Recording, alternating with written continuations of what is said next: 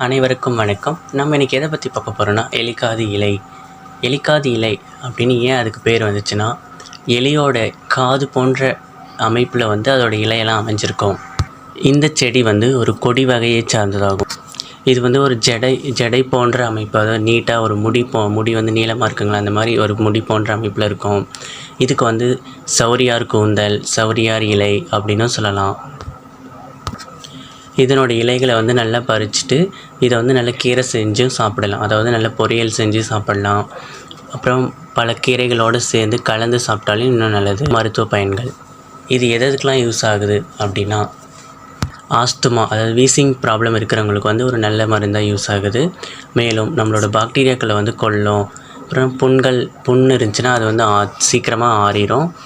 பிளவுப்பட்ட புண்ணில் இதை நல்லா இந்த செடியோட இலைகளை எடுத்து அதை நல்லா காய வச்சு அரைச்சி அதை எண்ணெயில் கலந்து விட்டு தொட்டு வச்சோம்னா அது சரியாக குணமாயிடும். அப்புறம் காலராவுக்கு ஒரு சிறந்த மருந்தாகவும் யூஸ் ஆகுது. வயிற்றுப்போக்கு, அதாவது பேதி ஆகுதுங்களே, அது மாதிரி இருக்கிறவங்களுக்கு இது நல்லா கொடுத்தோம்னா தடுத்துரும்.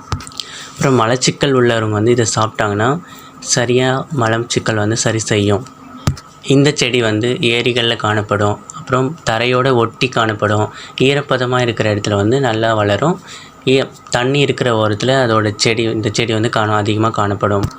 இந்த செடி நீரிழிவு நோயை கட்டுப்படுத்தும். அதாவது சுகர் பேஷண்ட்டோட சர்க்கரை அளவு கட்டுப்படுத்தும்னு சொல்லலாம். அப்புறம் நோய் எதிர்ப்பு திறனை அதிகரிக்கும்.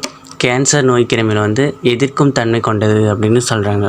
இந்த செடியோட இலைகள் எங்கே கிடைச்சாலையும் நீங்கள் அதை பறிச்சுட்டு சுத்தமாக க்ளீன் பண்ணிவிட்டு நல்ல பொரியல் செஞ்சு சாப்பிடுங்க. இது உங்களோட உடலுக்கு நல்லது நடக்கும். இந்த வீடியோ உங்களுக்கு பிடிச்சிருந்தால் லைக் பண்ணுங்கள், கமெண்ட் பண்ணுங்கள், சப்ஸ்கிரைப் பண்ணுங்கள், ஷேர் பண்ணுங்கள்.